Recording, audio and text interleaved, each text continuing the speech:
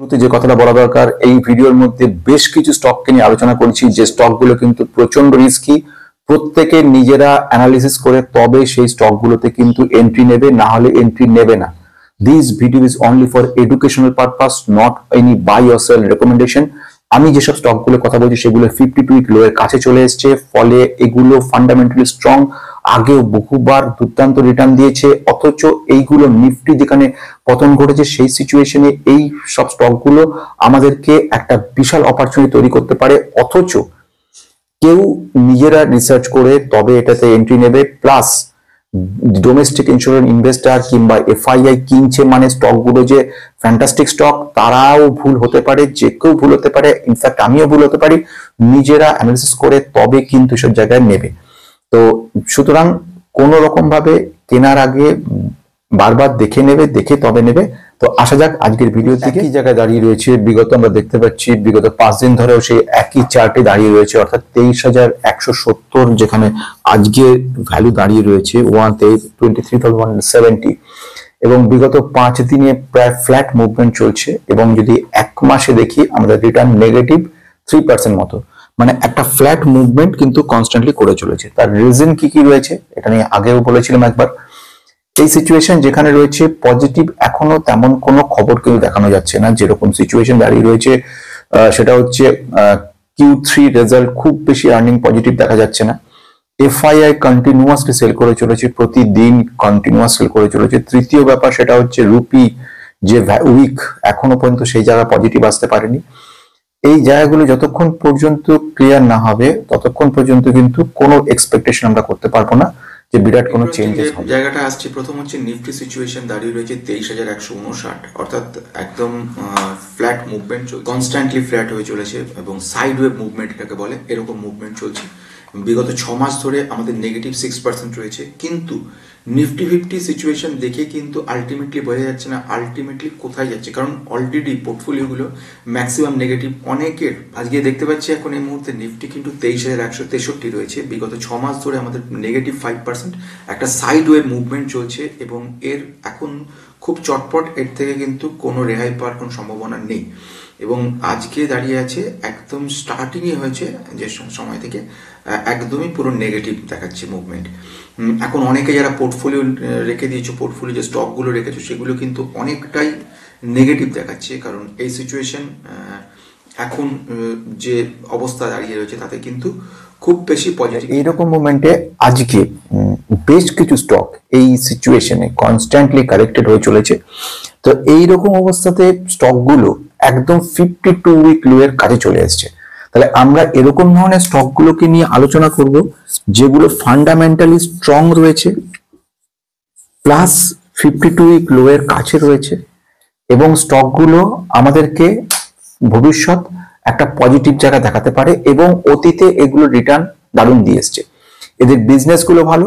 তাহলে আজকের ভিডিওর মধ্যে আলোচনা হবে যেগুলো, সেগুলো প্রথম ঘটনা হচ্ছে বিজনেস মডেল দেখে নেবো, ফান্ডামেন্টাল অ্যানালিসিস দেখে নেবো, স্টকগুলো 52 উইক লো এর কাছে রয়েছে, কি কি স্টক, কি ব্যাপার, সবকিছু বলার আগে আমি সৌম্য সবাই স্বাগত জানাচ্ছি টেক ইনভেস্টরের পক্ষ থেকে। নতুন যারা সাবস্ক্রাইব করে বেল আইকনটা প্রেস করবে, পুরো আমাদের অজস্র লাইক কমেন্টসে মুগ্ধ করে, অসংখ্য ধন্যবাদ তাদের প্রত্যেককে। বিশেষভাবে সহযোগিতা এবং সাহায্যের জন্য হোয়াটসঅ্যাপ গ্রুপ তৈরি, সেখানে অনেকে মানে একদিন কালকে বলার সঙ্গে সঙ্গেই প্রচুর অ্যাডিশন হয়ে গেছে, এবং সবচেয়ে বড় কথা এখানে সেখানে যে যার মতো হেল্প গুলো পাচ্ছে এবং সাধারণরা হেল্প করছে এবং সম্পূর্ণ ফ্রিতে এই ধরনের কাজগুলো হচ্ছে, এটা একটা পজিটিভ ব্যাপার। তো এই একটা ব্যাপার রয়েছে। পেন ড্রাইভ অলরেডি তৈরি এবং সেকেন্ডারি পেন ড্রাইভ ছাড়া হয়ে গেছে গত শনিবার, মোস্ট প্রবাবলি হয়তো বুধ বৃহস্পতিবারের মধ্যে পৌঁছে যাবে সকলের কাছে। এটা গেল একটা ঘটনা। দ্বিতীয় এই ঘটনাগুলো হলো, তৃতীয় ঘটনা টেলিগ্রাম চ্যানেল, সেটা চ্যানেলে তৈরি হয়েছে, আমি আবার বাকি পার্টগুলো সব দিয়ে দেবো লিঙ্কগুলো। আসা যাক ইম্পর্টেন্ট পয়েন্টের দিকে। এইখানে নিফটি এখন সিচুয়েশন যেখানে দাঁড়িয়ে রয়েছে, এই সিচুয়েশন কবে পজিটিভ আসবে এটা সকলের প্রশ্ন। অনেকে আমি বারবার জিজ্ঞেস করছিলেন যে স্যার এখন তাহলে কি, কারণ অলরেডি পোর্টফোলিও কিন্তু অনেকটা নেগেটিভ হয়ে গেছে। তার একটা উত্তর, এখন শুধু ওয়েট করা ছাড়া কিছু করার নেই। আর অনেকের পার্টিকুলার কি বেশ কিছু স্টক আছে যে স্টকগুলো কিন্তু অনেকটা ডাউন হয়ে গেছে। ফান্ডামেন্টালি কিন্তু প্রতিটা স্টক ভালো। প্রথম যে স্টকটার কথা বলবো সেটা অটো অ্যান্সিলিয়ারির উপর কাজকর্ম করছে। অটো অ্যান্সিলিয়ারি বলতে যেগুলো অটো পার্টস গুলো সাপ্লাই করছে, বড় মার্কেট রয়েছে ইন্টারন্যাশনালি, ইন্ডিয়ায় বড় মার্কেট রয়েছে, ভালো রিটার্ন দিয়ে আসছে। কোম্পানিটা কি নাম? সোনা BLW precision limited.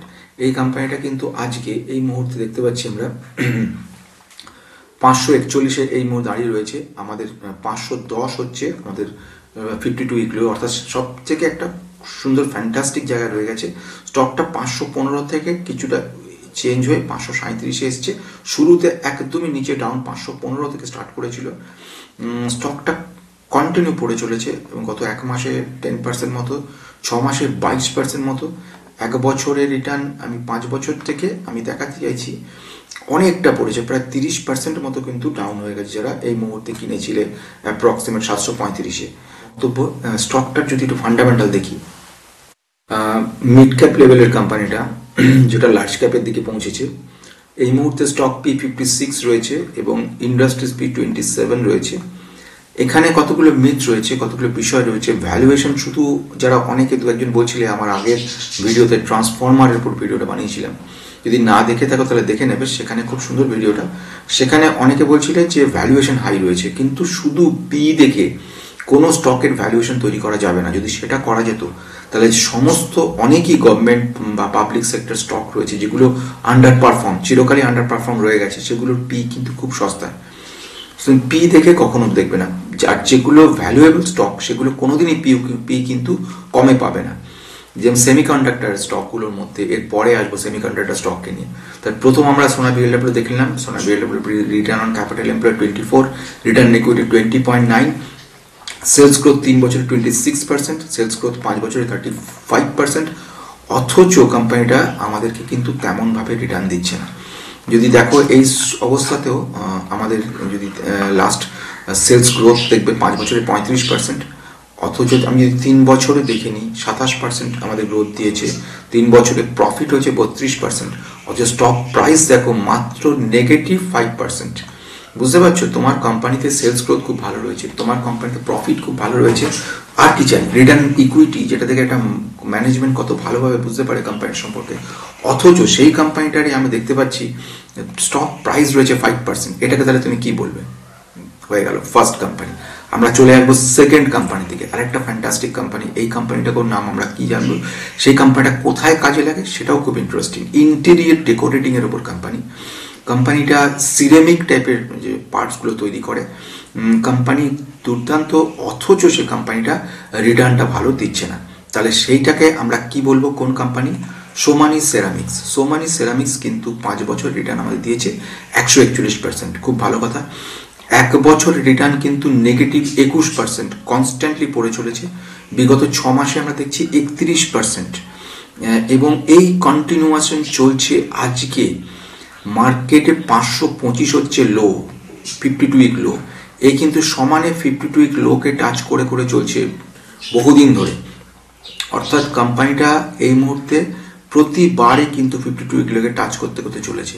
Company fantastic, এবং এই কোম্পানিটা লিডিং ম্যানুফ্যাকচার বলা যেতে পারে। সেটা হচ্ছে কিচেন যেসব টাইলসগুলো থাকে, ওয়াল টাইলসগুলো তৈরি করা হয়, সিরামিক টাইলসগুলো তৈরি করা হয়, যে কোনো ফ্লোরে তৈরি করা, বাথরুমের bathware, sanitary ware, high quality product, stylish design, প্রায় 50 বছরের অভিজ্ঞ কোম্পানিটা কিন্তু 52 উইক লোয়ের কাছে রয়েছে। অর্থাৎ এটাকে আমরা কি বলবো, ইজ ইট অপরচুনিটি অর এটা একটা ফাঁদ অর ট্র্যাপ?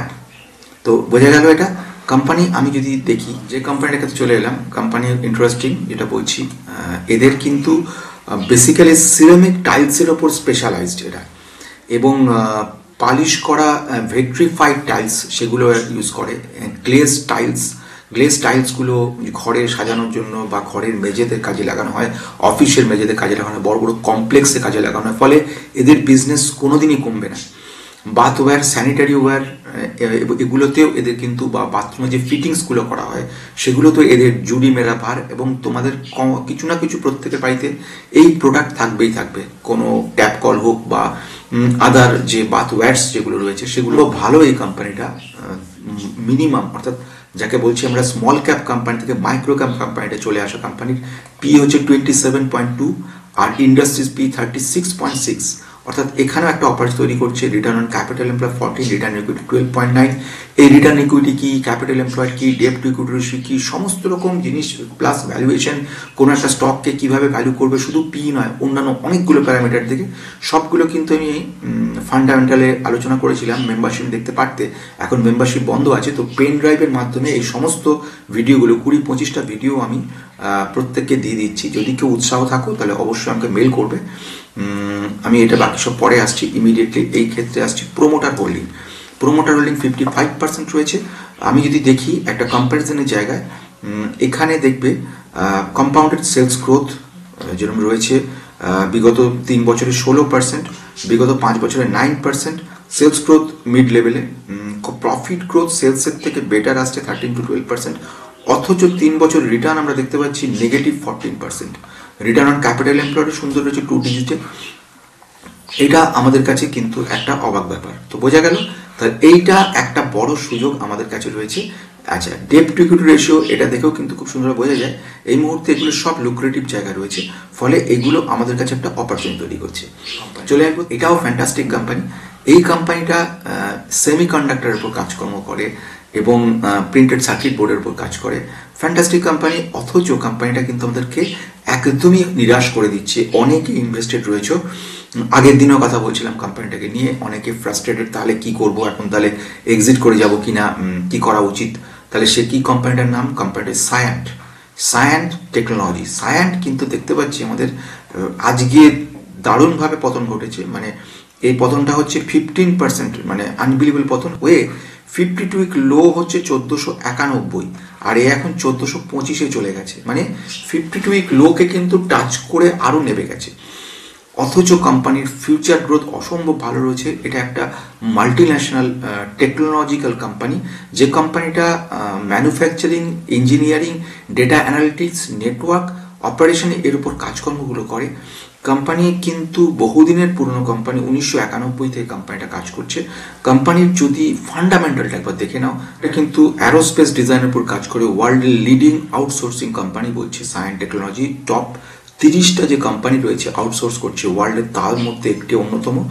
এদের যে অ্যারোস্পেস ডিফেন্সের উপর কাজ করে, এরা ট্রান্সপোর্টেশনের উপর কাজ করছে, ইন্ডাস্ট্রিয়ালের উপর কাজ করছে, এনার্জি অ্যান্ড ন্যাচারাল রিসোর্সের উপর কাজ করে, সেমিকন্ডাক্টরের উপর কাজ করছে, ইন্টারনেট অফ থিংসের উপর কাজ করছে, এবং তার অ্যানালিটিক্স কাজকর্ম, মেডিকেল এবং হেলথ কেয়ারের কাজকর্ম করছে।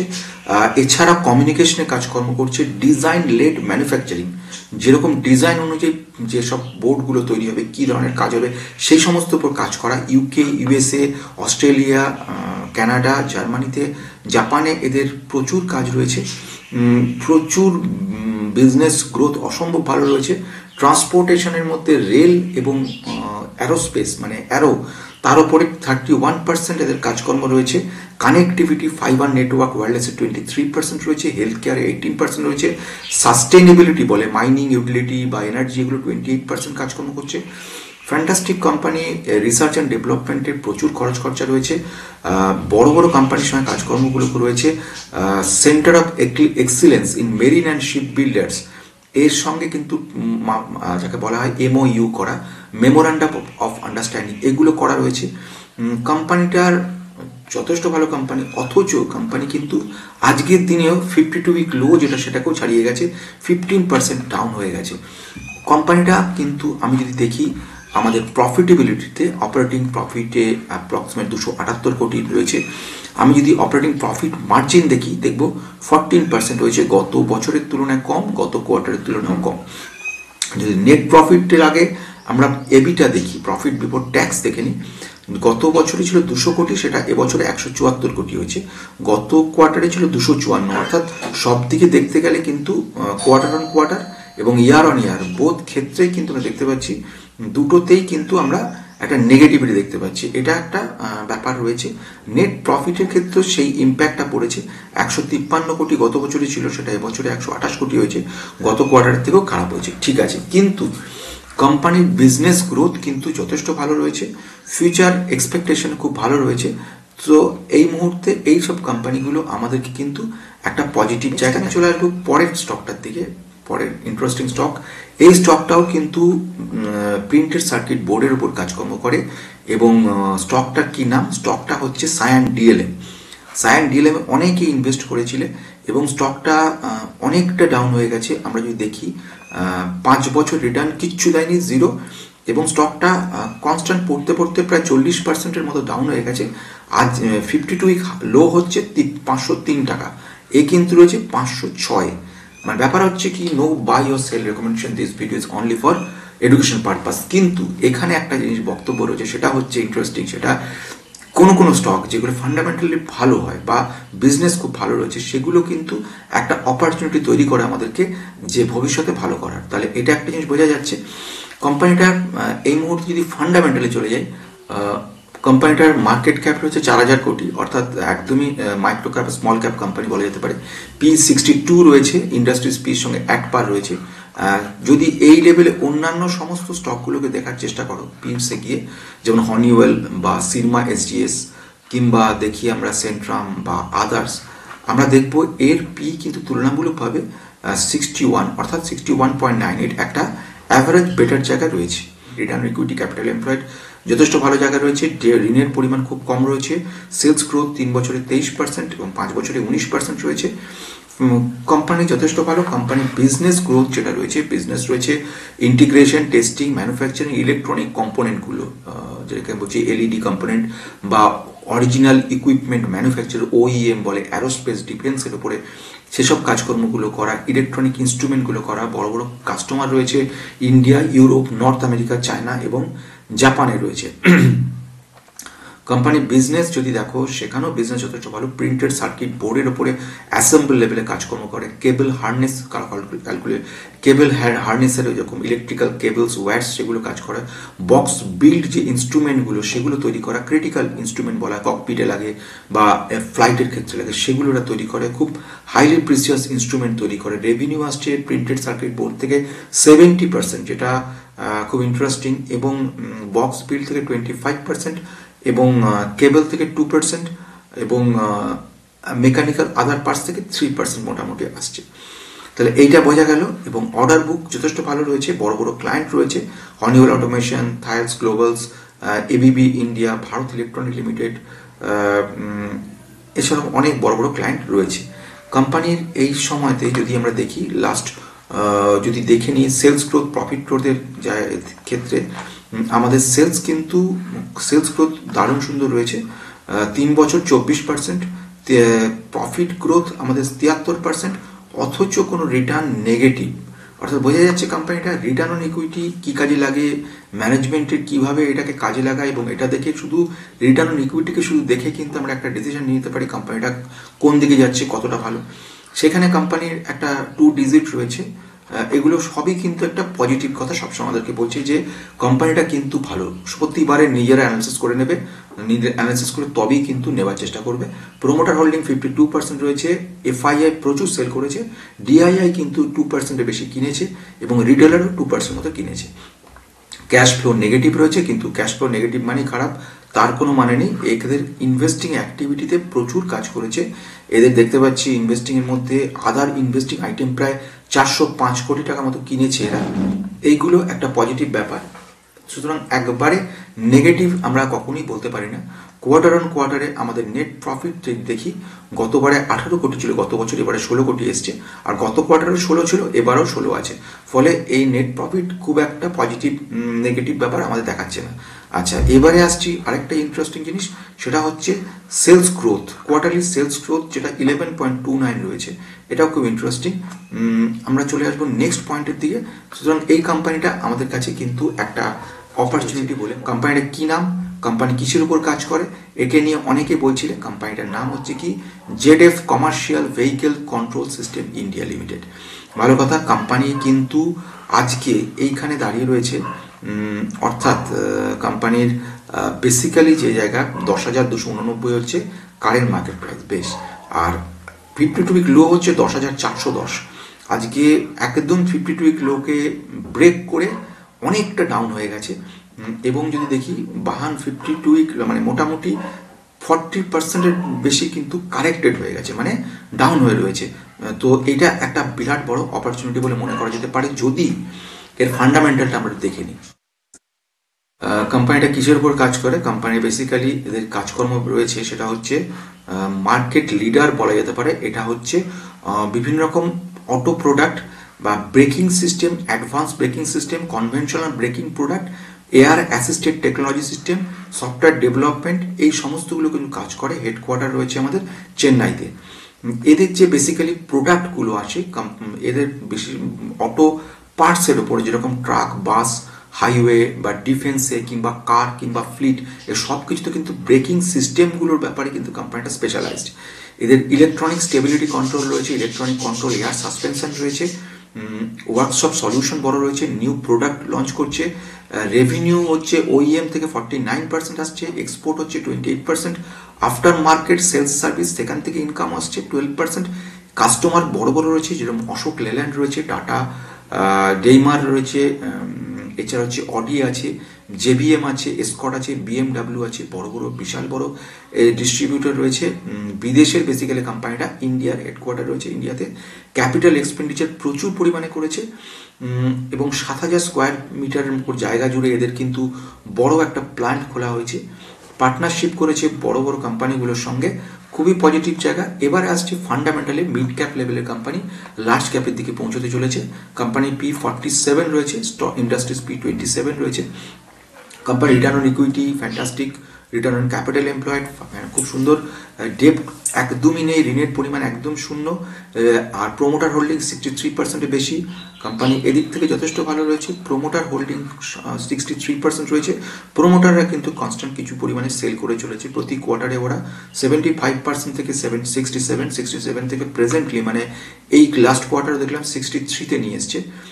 ডিআইআই বেশ কিছু পরিমাণ কিনছে। ডিআইএ এর পরিমাণটা কিন্তু বাড়ছে, মানে আগে যেটা 75% যেটা ছিল তখন ডিআইআই পরিমাণ ছিল 55, সেখান থেকে 15%। এরা যখন 67% করলো, ম্যাক্সিমামটা কিন্তু ডোমেস্টিক ইনভেস্টর কিনে নিল 21%। এবারে কনস্ট্যান্টলি কিন্তু সেল করে চলেছে, সেগুলো সব ডিআইআই কিনছে। প্রথম কথা বলা দরকার, ডিআইআই কিনছে মানে তার মানে যে পজিটিভ হবে, তারা যে 100% ওকে হবে এমন কোনো কথা নেই। কিন্তু কোম্পানির ফান্ডামেন্টালটা যেটুকু দেখা গেল ওভারভিউ থেকে কোম্পানিটা ভালো রয়েছে। তোমাদের কাছে কারোর কাছে কোম্পানি রয়েছে কিনা অনেকে আমাকে রিকোয়েস্ট করেছিলে, সেই জন্য কিন্তু কিছু কোম্পানি। তাহলে আমরা দেখে নিলাম ইন্টারেস্টিং স্টকগুলো। প্রত্যেকটা স্টক কিন্তু ফান্ডামেন্টাল যথেষ্ট ভালো রয়েছে, বিজনেস ভালো রয়েছে। এক্সপেকটেশন থাকতেই পারে আমাদেরকে যে আগামী দিন ভালো করবে। অনেক এক্সপেকটেশন নিয়ে আজকে শেষ করছি। নমস্কার।